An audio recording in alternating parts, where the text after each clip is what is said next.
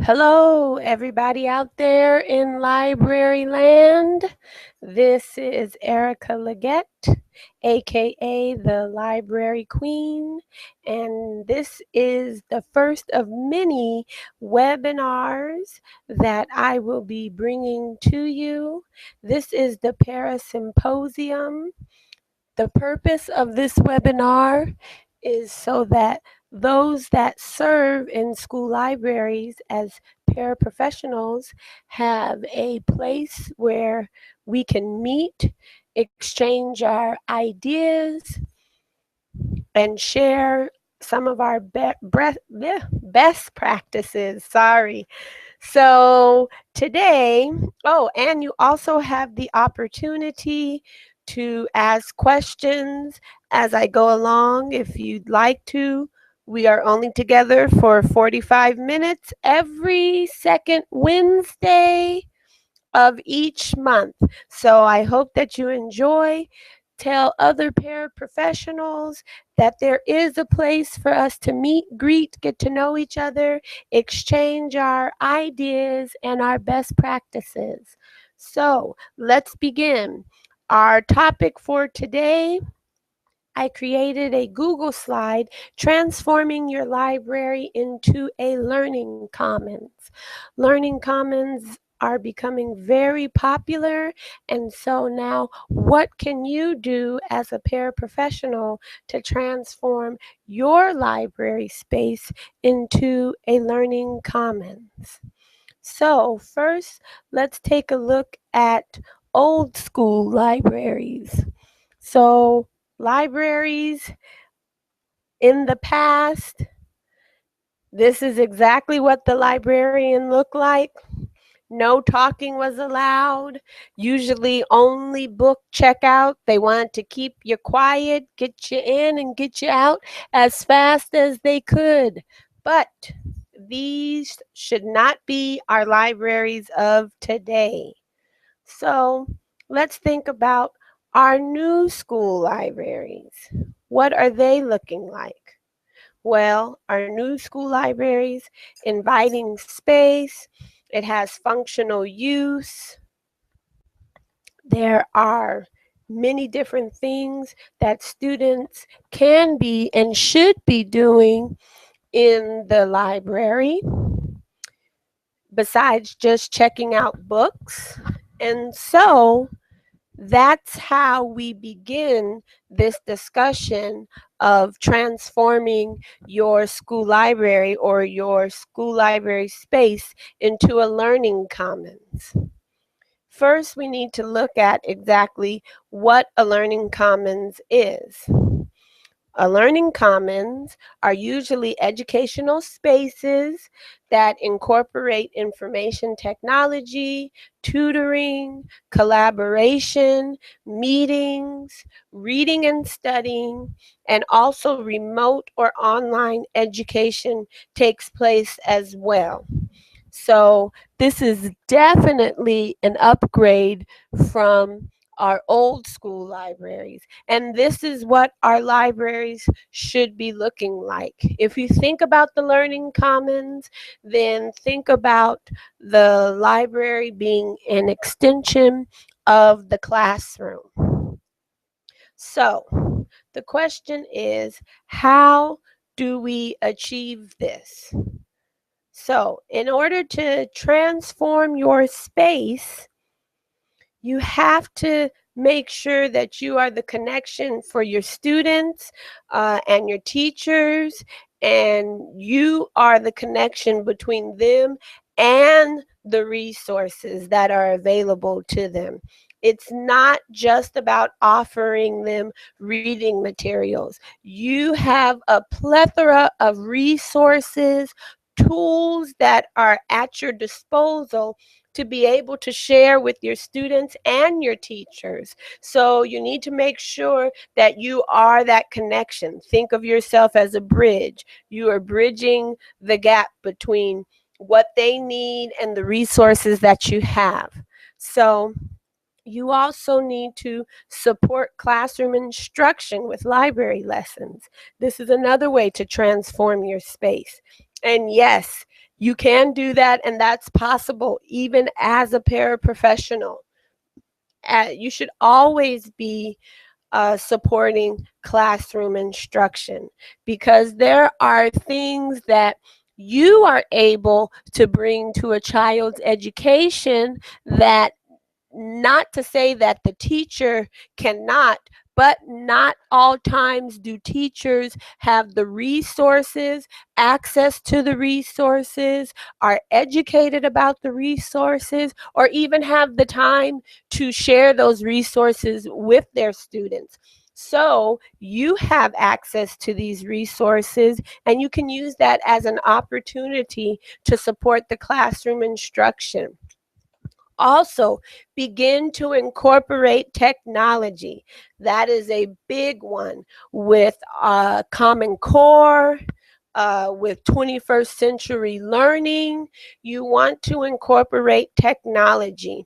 Our students are growing up in a very tech savvy world, although they're not as tech savvy as they think they are, but they're growing up with technology all around them. So you have the opportunity to be able to showcase and share how to use that technology, how to use it properly, and how to use it safely. So incorporating technology is a great way to transform your space. Also, create an inviting space. The library should be a place students want to visit. Let's think about the book, The Librarian from the Black Lagoon. None of those students wanted to visit the library because they just thought it was this evil, scary place. But in actuality, it wasn't. And having the library, or being over the library or learning commons, you have an opportunity to not just touch one student or maybe 30 students if you were in a classroom setting, but all the students that come in to visit you. So definitely take advantage of that. So we talked about what a learning commons is and how to transform your space. And this is an example of what a learning commons uh, looks like, or what it should look like. Maybe yours isn't there, but as you can see, there is a multitude of book resources for these students to access, but there's laptops there on the table. So now students have access to technology. It looks like the librarian is teaching over there using a smart board. So now the librarian is able to share and showcase different things, databases, websites, apps. Um, and the students have a comfortable area to sit in. This is an inviting place. This is where students want to come in and learn. This is where the students are going to want to hang out at their lunchtime. So this is a very inviting space. Matter of fact, I want to go in and sit in there. I want to know what he's talking about. But this is a very inviting place. So this is what Learning Commons looks like. Let's move on. So you will hear it time and time again. I know I have, but I don't have the money. I don't have the extra resources. What can I do to transform my library? I heard good things, you shared good things, but what can I do so I can transform my library? I don't have a whiteboard. I don't have computers. I barely have books. That's not a good thing. And I hope that's nobody's problem. But let's think about that and let's look at this together. So what can you do when you don't have money or extra resources so that you can transform your library? Well, you have to start somewhere. Remember that. You have to start somewhere.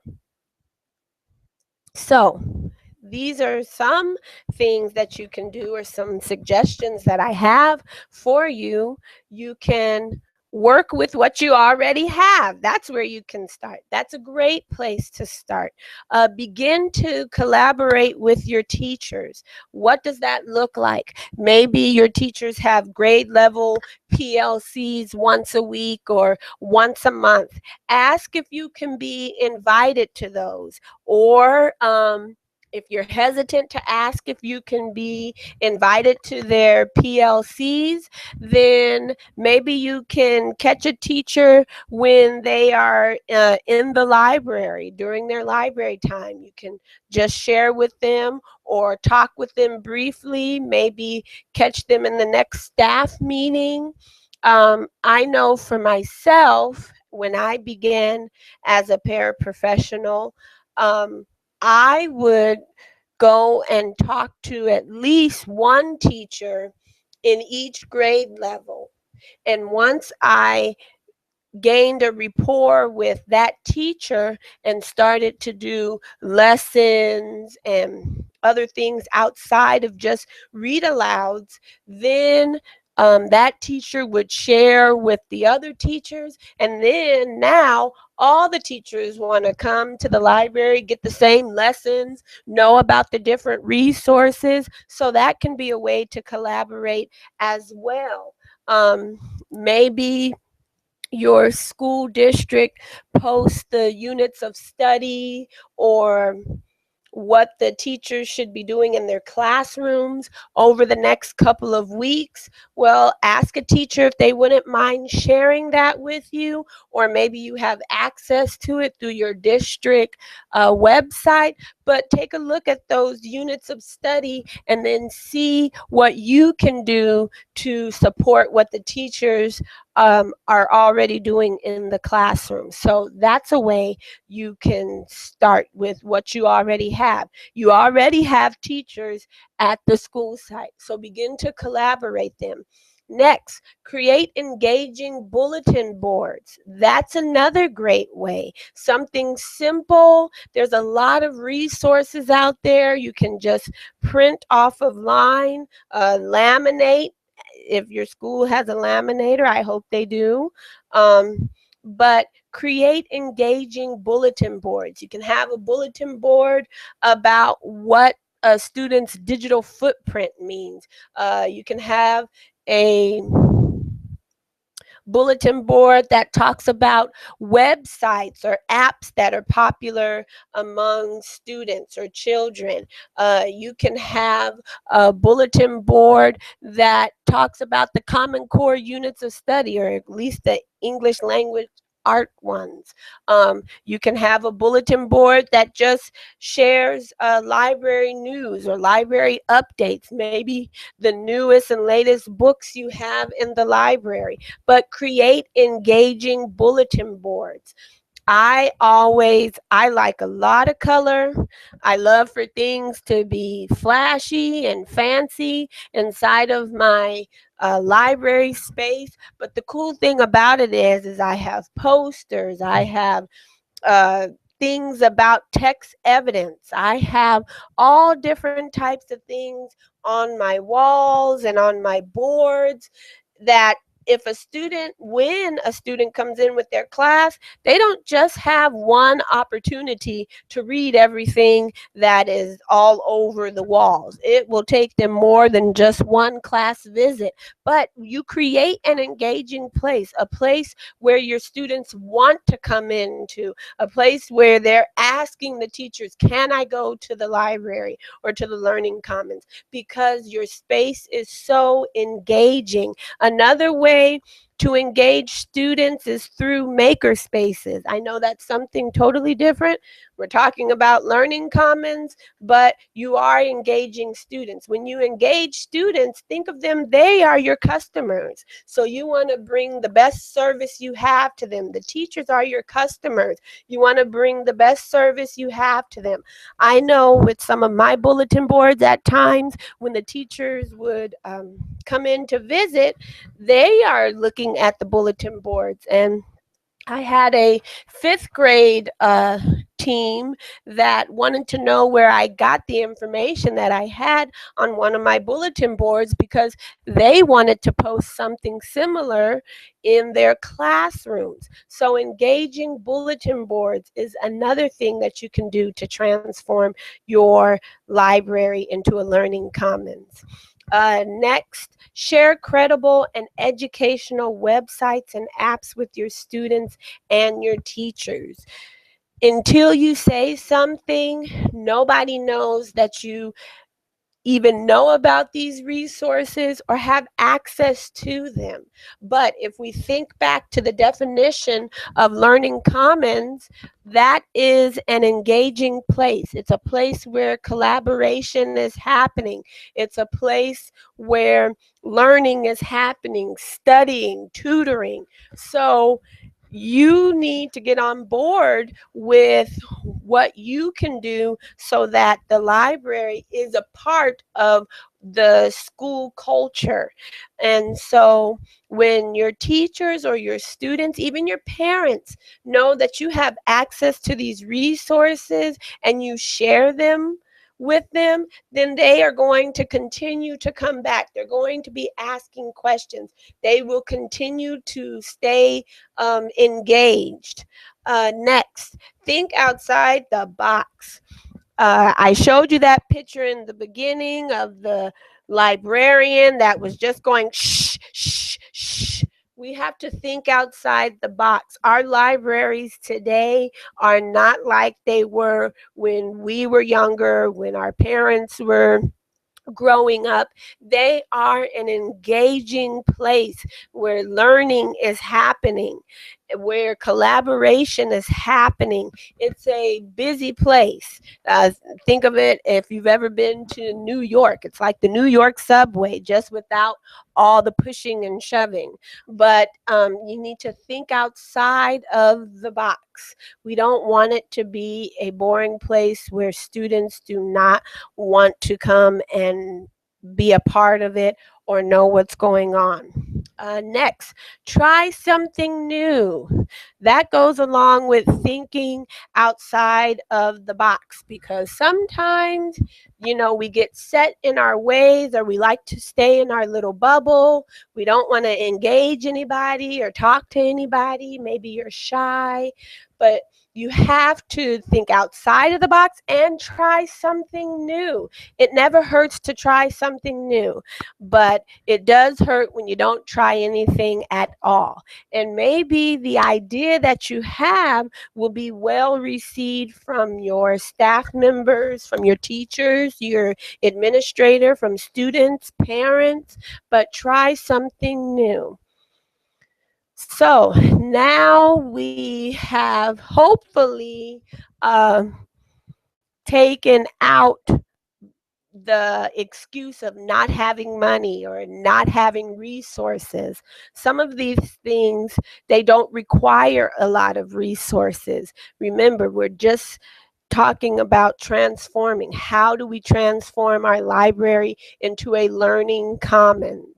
And there are different ways that you can do that. So let's go on. So we have to remember that transformation is a process. It is, and sometimes it's a very lengthy process, but we have to know that it's a process. And you have to know and remember and tell yourself that you have the resources that the students and teachers need. You have the resources that they need. So begin to discover those resources. I guarantee you there are tons of resources that you have access to that your teachers and students might not know about. So remember that you have the resources that the students and teachers need. And as I was creating this Google slide, I saw this very great quote, or this gentleman, Luis Herrera, was actually being interviewed by the New York Times. And this is what he had to say. He said, libraries are more relevant than ever.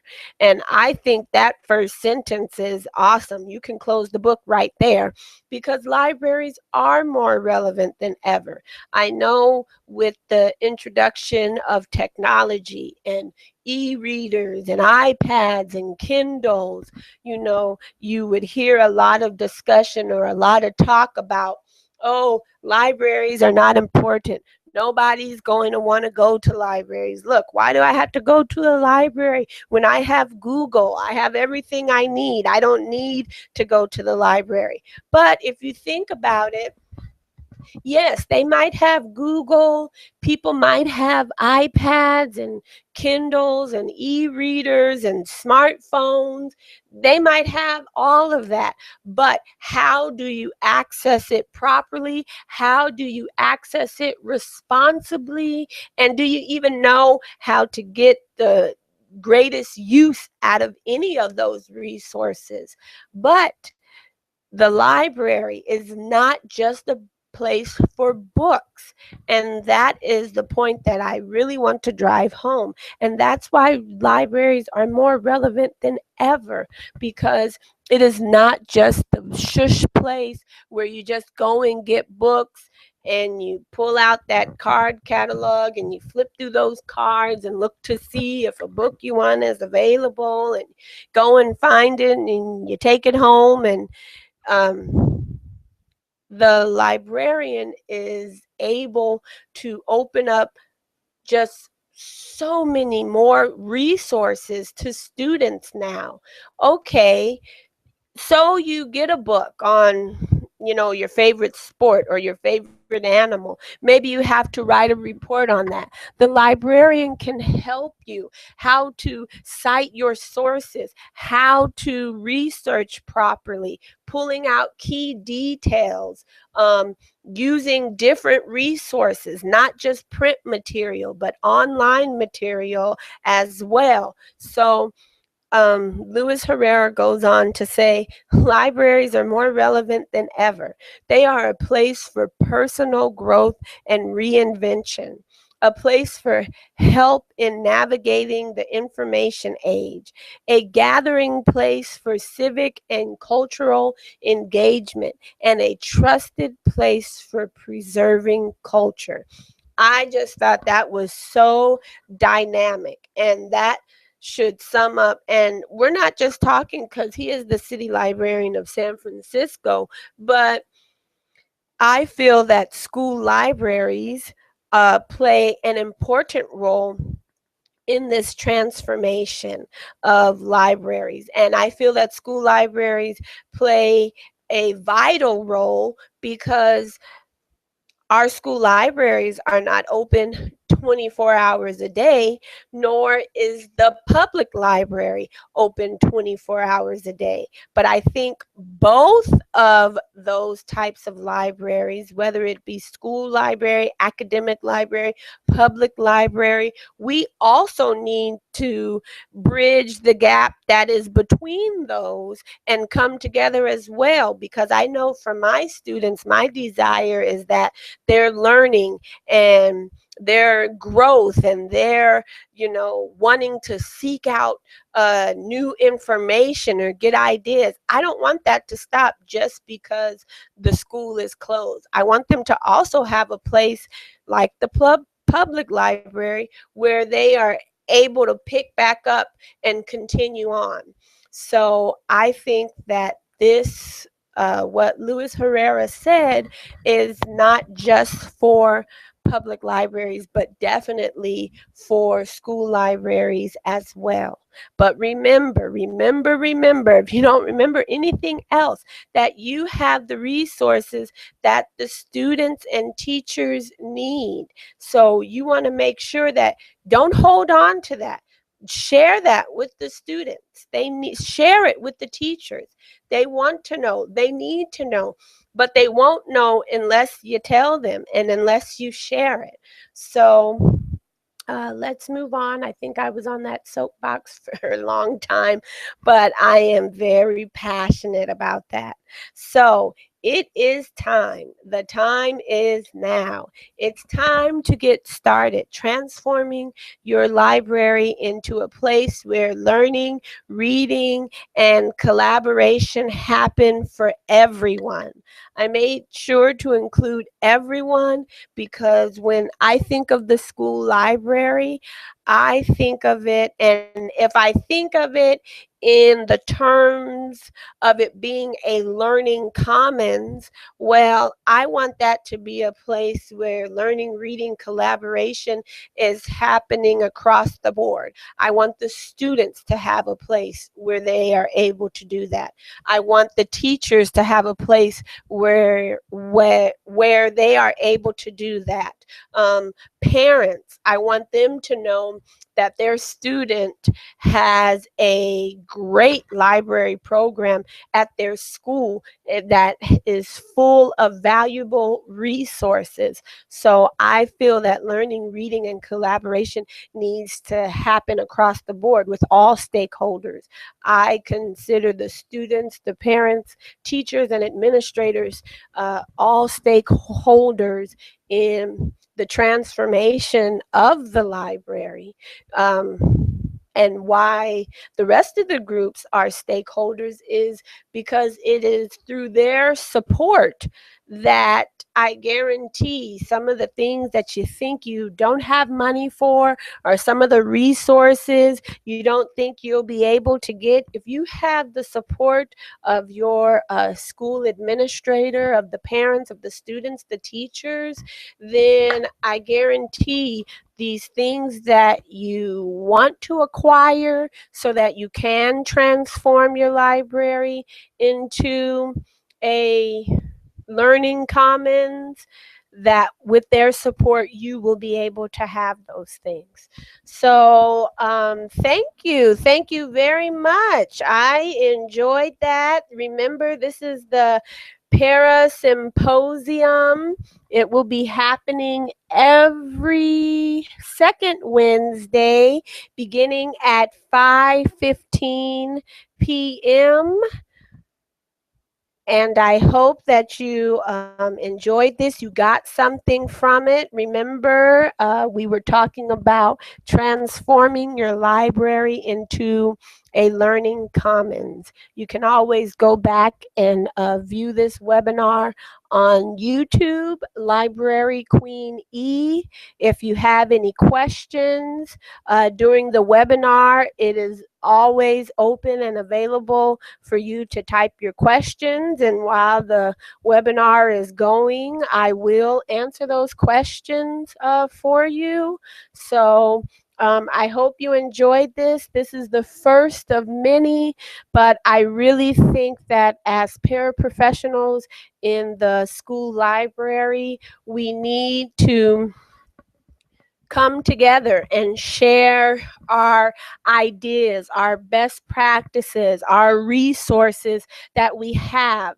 I think it's just important to make sure that we have a strong library program. I don't think it's about being a teacher librarian or a paraprofessional. I am just really focused on making sure that our students have access to great library programs. Thank you very much. Thank you for tuning in. You are always welcome to contact me, libraryqueenel@gmail.com, if you have any questions or concerns outside of this, or if you have any questions relating to the webinars. And then also, remember, this is the Para Symposium, so this is for everybody. So if you know somebody who's a paraprofessional in school library, or you're a paraprofessional in school library, then jump on to the webinar. Ask your questions. I'm sure somebody else out there has the same questions, but this is just a place for us to meet, greet, and share our best practices, our ideas, our questions, our concerns. So thank you very much for tuning in. We usually would end at 6 o'clock, but I had no questions today, but I understand this is the first one, so maybe next time. But thank you so much for tuning in. Have a wonderful night, and I'll see you same place, same channel, same time next month.